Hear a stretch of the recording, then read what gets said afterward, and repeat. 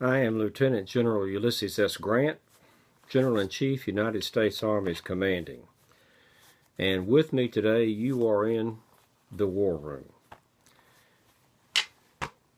We're here because this is the first program, the inaugural program, of a series of discussions about our great American Civil War.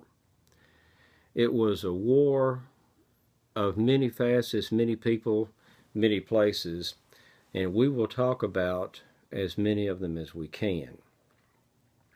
And the program is going to be looking at the war with General Grant. The war started on April the 12th of 1861, but it was a long time in coming, many years in coming. It lasted essentially 4 years from that firing on Fort Sumter on April the 12th of 1861 here in the South Carolina harbor to April the 9th of 1865 when General Lee surrendered the Army of Northern Virginia to me at Appomattox Courthouse in Virginia. That was essentially, I say, the end of the war because there were still several Confederate armies in the field. They all surrendered when they received word that General Lee had surrendered the main army, the Army of Northern Virginia. And the last Confederate army in the field was commanded by a Native American, a Cherokee Indian, General Stand Watie, in what is now Dokesville, Oklahoma. And the true ending of the war was several months later, on November the 6th of 1865, when the Confederate commerce raider, CSS Shenandoah, sailed into Liverpool Harbor, where she had been built at Laird Shipyards, and lowered her flag, surrendered to British officials. So the war officially lasted from April the 12th of 1861 to November the 6th of 1865, and much happened between those dates. I want to repeat, the war had been years in coming. I will also stress at this time that it was years in healing after the war with Reconstruction, and we will discuss that in a timely manner. The war for the Americans involved was of unheard of, undreamed of proportions.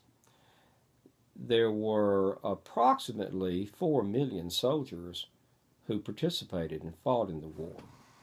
There were about 3 million enlistments in the United States Army, not to mention the draft that was instituted. Confederate forces numbered between 750,000 to 850,000 over the war. Combining those two armies together, the numbers, you come close to 4 million soldiers who participated. There were about 750,000, it is thought, at least that many who died in the war. And I say died rather than killed because more than 2 soldiers died of disease for every 1 soldier who died of a combat wound. And we'll look at why that happened, why there were so many deaths that were not combat related. When one adds the civilians that were killed, the ones that we don't know about, the number approaches, I dare say, 1 million dead in that war. And if you were to transpose the numbers in the country at that time to the numbers in America today, that would be about 7 million dead if you had the ratio of the numbers. So it's easy to see what a horrendous war it was. There were about 10,500 recognized or listed engagements. That doesn't count, though, every time that there was a skirmish that was fought and perhaps not even reported. I submit to you that anytime someone fires a bullet at someone else with the intent to kill them, that is a battle to the person firing the shot and the person at whom the shot is fired. So we are not going to play with numbers. We have to remember that every man put himself in harm's way for what he believed in, and for every man, when he was in danger, that was a battle.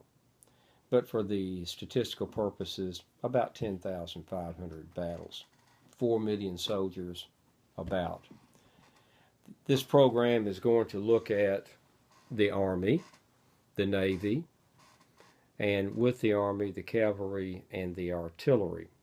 We're even going to look at the war in the air, because Professor Thaddeus Lowe had his balloons, and for the first time we used aerial reconnaissance to see what the enemy was doing, and the Confederates also fielded some balloon attempts.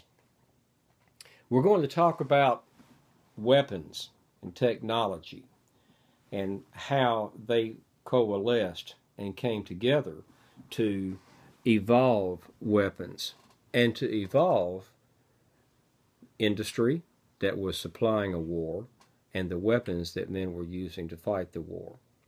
Things like steam engines that were driving the Industrial Revolution and a burgeoning, exploding industrial base in the North, and also the electronic communication, the telegraph. And it became used as a communication device for the first time in warfare. In fact, I used it heavily and referenced how it was used, specifically referenced it in my memoirs. So we'll talk about steam, railroads, industry, the technology, electronic communication, and all the technology that came about. The lowly tin can was invented for troops in the field to preserve food to get to them, because no one had ever fought a war that was so huge and so far flung. So the issue of feeding troops with fresh food became a real concern, and vacuum-packed tin cans became an invention to feed soldiers in the field. So the Civil War goes from tin cans to telegraph. The Navy, until the Civil War, the Navy had been a blue water Navy, what they call a deep water Navy, sailing the oceans.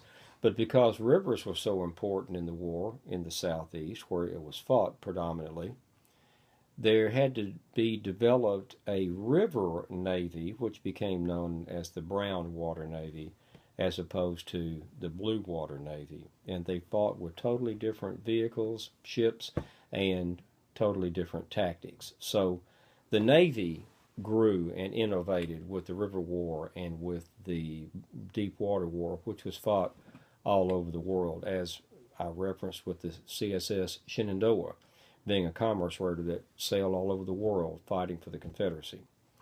The politics involved in the war is fascinating, because you, with the Southern secession, now have two Congresses. You've got two countries.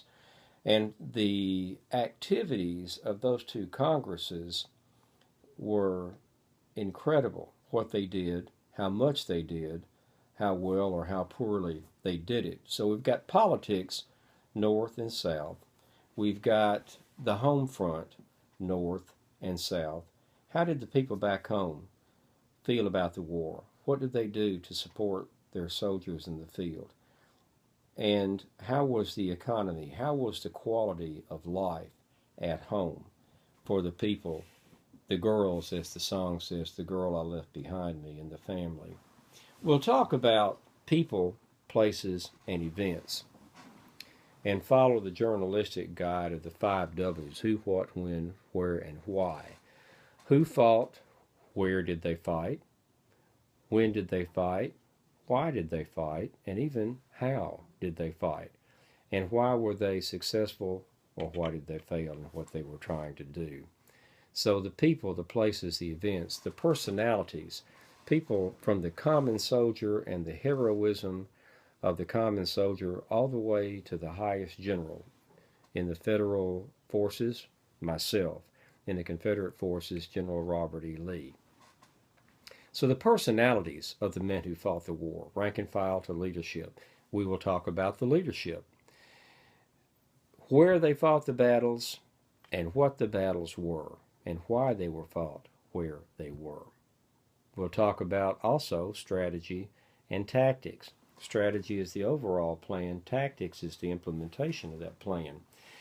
And we'll examine as much of it as possible from the Anaconda Plan, which was General-in-Chief Winfield Scott's plan at the beginning of the war to surround the South, divide it, and conquer it.